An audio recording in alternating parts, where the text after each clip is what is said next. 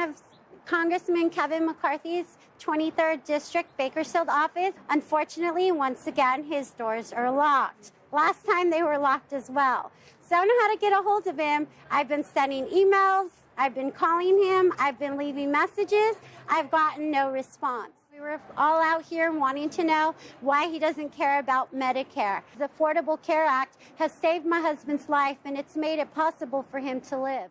In Bakersfield, Kern County, and different parts of California and Arizona, we have something called valley fever. Valley fever is a spore that grows, that comes in the air, and it's fungus from our dirt. People get ill. We've had over 2,000 people from September to December get sick and diagnosed, and countless are misdiagnosed. I've been trying to get a hold of Kevin McCarthy because in this epidemic, he's supposed to be our champion, yet our champion is nowhere in sight. So I came here today to say, where is our champion? He's nowhere in sight, and my husband's still ill, and people... Kevin, can't you see? This is a healthcare emergency. Kevin, can't you see? This is a healthcare emergency. Kevin, can't you see? Kevin McCarthy is scared of this 70-year-old woman. You chicken! Do I look threatening? You know? I says, we just want to discuss some issues with him, that's all. But I will let him know what your office decided. They didn't want to speak to us. These doors have remained locked to this community. And today, again, we are met with locked doors. How does that make you feel? And I'm going to call to the podium Dr. Paul Song. So how many people here believe we as a society are defined by how we care for the least among us? Yeah! Unfortunately, the person we're here to say that to doesn't seem to agree with that. And I come before you as an oncologist who has seen far too many of my patients go bankrupt strictly because they develop cancer.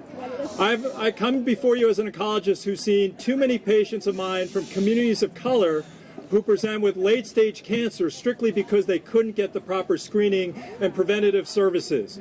So when we talk about the least among us, these are my patients day to day, these are your neighbors, these are your family members. Despite, and now you have a Republican Congress that over 60 attempts at repealing the Affordable Care Act are finally going to get their way. And this is going to decimate California. It's estimated that upwards of 4 to 5 million people are going to lose health care coverage if the Republicans have their way.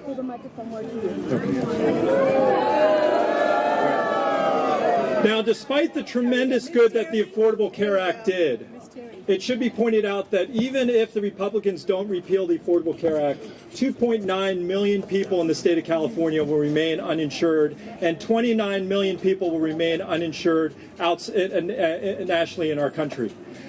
It will also be pointed out that there's still too many medical-related bankruptcies in our country, and especially in the state of California. It should be pointed out that we have an immoral and unjust system where 1/3 of people that have insurance will delay seeking care strictly because they cannot afford the co-pays and deductibles. We have an immoral system where 1 out of 10 seniors will forego taking drugs because they cannot afford the cost of the prescription medication. And we have an immoral system that refuses to take care of our undocumented brothers and sisters. So we are all in this together to say that not only do they need to keep our hands off Medicare, the Affordable Care Act, and Medicaid, but we need to do even better for all of our families and our brothers and sisters. Now, ironically, if the Republicans have their way, we are going to have major problems in the state of California. It's estimated that we're going to have a $20 billion shortfall. And already there's talk in Sacramento that we may have to increase taxes for everyone 25%.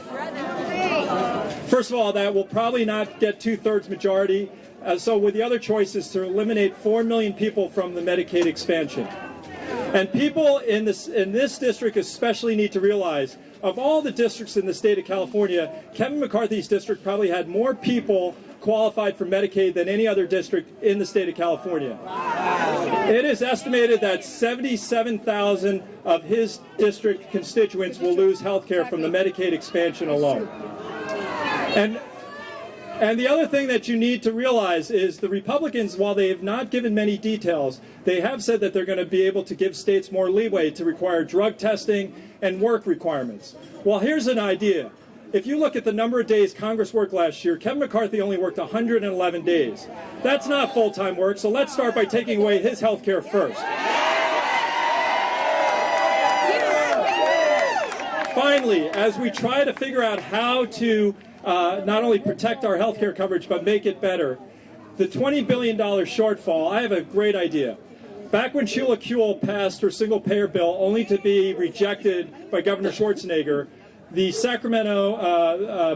people in Sacramento did a complete budget analysis and hired a nonpartisan group called the Lewin Group. And that showed back then in 2006 that in the first year alone, a single-payer Medicare for All plan would save $20 billion. Isn't it ironic that that's what we're talking about, what the shortfall is now? And it should also be pointed out when people say, well, we don't have any money. Well, there was a study last year done by UCLA that showed 70 cents of every healthcare dollar spent in the state of California already comes from taxpayers. Coupled with the fact that the private insurance industry takes anywhere from 20 to 30 cents of every healthcare dollar away from actual patient care for exorbitant CEO salaries, marketing, administrative costs that are only designed to deny our care, we're essentially paying for universal health care. We're just not getting it. Exactly right.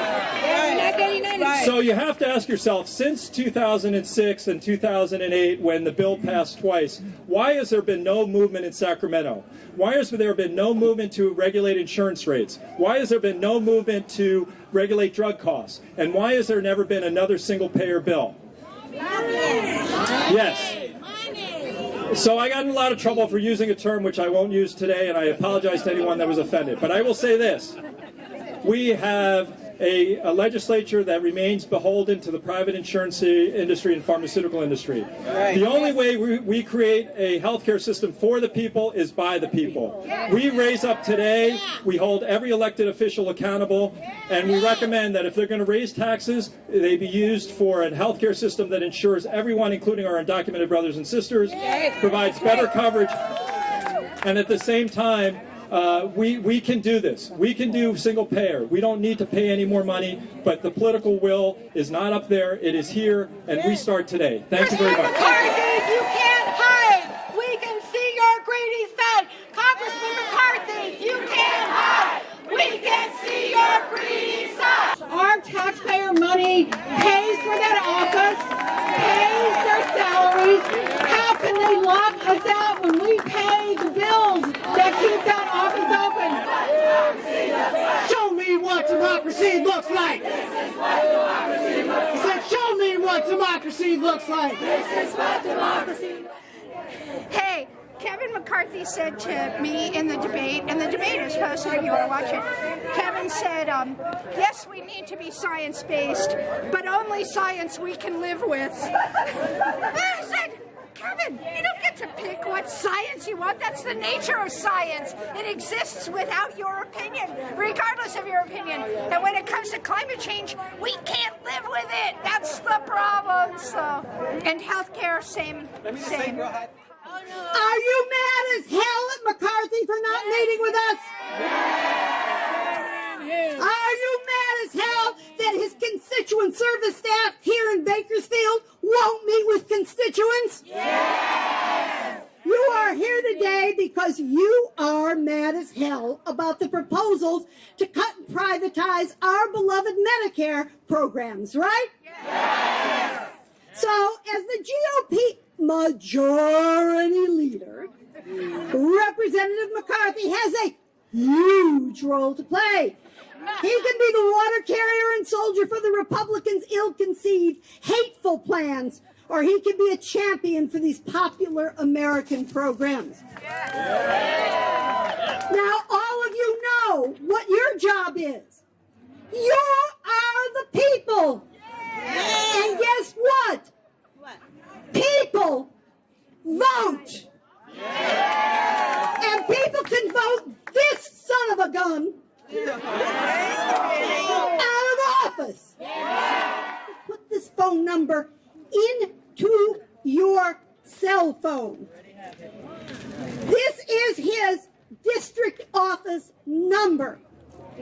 It is 613273611.